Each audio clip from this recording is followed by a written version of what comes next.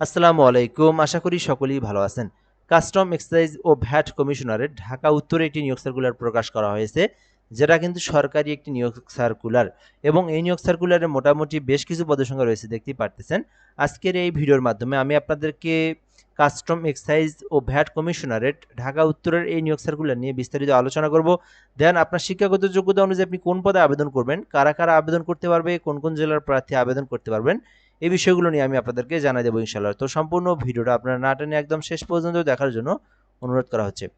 তো গুরুত্বপূর্ণ আরেকটা বিষয় আপনাদেরকে বলে রাখি, যারা ভিডিওটা আমাদের ফেসবুক থেকে দেখতেছেন, জব প্লাস বিডি আমাদের ফেসবুক পেজের নাম, পেজটি ফলো করে আমাদের সঙ্গে যুক্ত থাকবেন। আর যদি আপনি আমাদের ফেসবুকে নতুন, আমাদের ইউটিউবে নতুন হয়ে থাকেন, AMR রায়হান হাসান চ্যানেল, এটা আমাদের মূলত একটা জব সার্ভিস প্ল্যাটফর্ম, যার মাধ্যমে আপনি বাংলাদেশের সরকারি যত নিয়োগ সার্কুলার প্রকাশ করা হয়, সকল সরকারি নিয়োগ সার্কুলার জেনে নিতে পারবেন প্রকাশ হওয়া মাত্রই আমাদের মাধ্যমে, একদম জেলা পর্যায় থেকে শুরু করে অধিদপ্তর মন্ত্রণালয়ের সকল নিয়োগ সার্কুলার। অবশ্যই আপনারা এই যে চ্যানেল যেটা রয়েছে এখানে যুক্ত থাকবেন, আর আমাদের ফেসবুক পেজ যেটা রয়েছে এখানে আপনারা সাবস্ক্রাইব করে ফলো করে রাখবেন। অর্থ মন্ত্রণালয় থেকে প্রকাশিত এখানে স্মারকের প্রেক্ষিতে বলা হয়েছে যে custom excise VAT commissioner Dhaka উত্তরের ঢাকা এর 11 থেকে 20তম গ্রেডে রাজস্ব খাতে নিয়োগ সার্কুলার, অর্থাৎ এখানে এক থেকে যে শেষ পর্যন্ত যে পদগুলো রয়েছে 9 পর্যন্ত, তার মধ্যে রয়েছে 11 থেকে 20তম গ্রেডের বিভিন্ন পদের সংখ্যা, যেখানে বলা হয়েছে সরকারি স্থায়ী রাজস্ব খাতভুক্ত নিয়োগ সার্কুলার। যে সার্কুলারে বলা হয়েছে ঢাকা জেলার স্থায়ী বাসিন্দারা আবেদন করতে পারবেন, শুধুমাত্র ঢাকা জেলার স্থায়ী বাসিন্দা যারা রয়েছে তারাই আবেদন করতে পারবেন। আপনারা জানেন কাস্টমের কিন্তু বিভিন্ন জেলারই নিয়োগ সার্কুলার প্রকাশ করা হয়, বাট এটা ঢাকা জেলার, সেই ক্ষেত্রে শুধু ঢাকা জেলার প্রার্থী যারা তারাই আবেদন করতে পারবেন এই নিয়োগ সার্কুলারে। এবং এটিতে আবেদন করতে dknvatteletalk.com লিঙ্কে প্রবেশ করে আবেদনটি করতে হবে, ঠিক আছে? এই ছিল মূলত বেসিক বিষয়। ঢাকা জেলা থেকে যারা ভিডিওটা দেখছেন আপনারা অবশ্যই ভিডিওটা সম্পূর্ণ শেষ পর্যন্ত দেখবেন।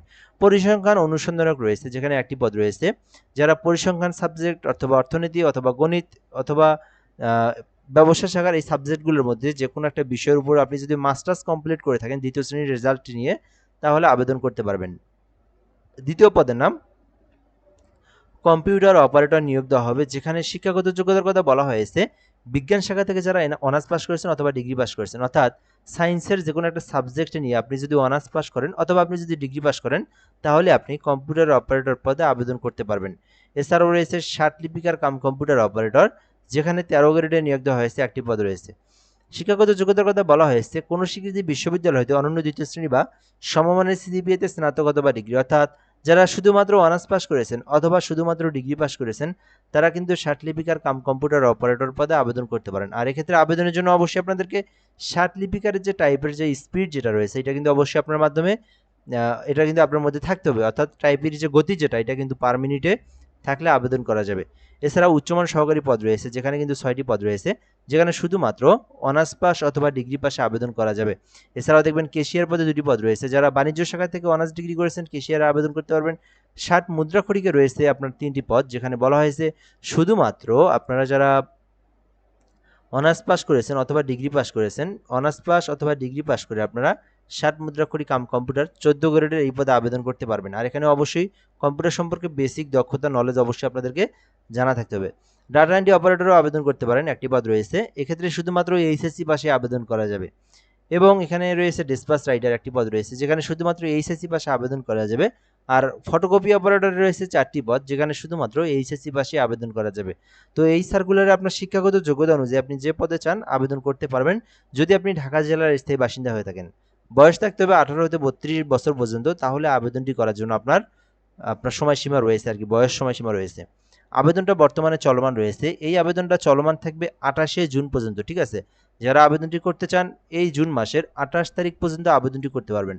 এবং আবেদনটি করার প্রসেসটা হচ্ছে dknvatteletalk.com লিঙ্কে প্রবেশ করে আপনাকে এই আবেদনটি করতে হবে। আবেদন করার পর আপনাদেরকে সরকারি ফি জমা দিতে হবে, গ্রেড অনুযায়ী সরকারি ফি জমা দিতে হয়। যে গ্রেডে আবেদন করবেন সেই গ্রেডের সমতুল্য টাকা টেলিটক সিমে রিচার্জ করে পেমেন্ট ফি দিবেন। এবং দেওয়ার প্রসেসটা বলে দিচ্ছি, dknvat স্পেস ইউজার আইডি লিখবেন, তারপরে টেলিটকের নাম্বার সেন্ড করে দেবেন, পিন নাম্বার দিয়ে আবার এই নাম্বারে সেন্ড করলেই পেমেন্ট আপনার হয়ে যাবে।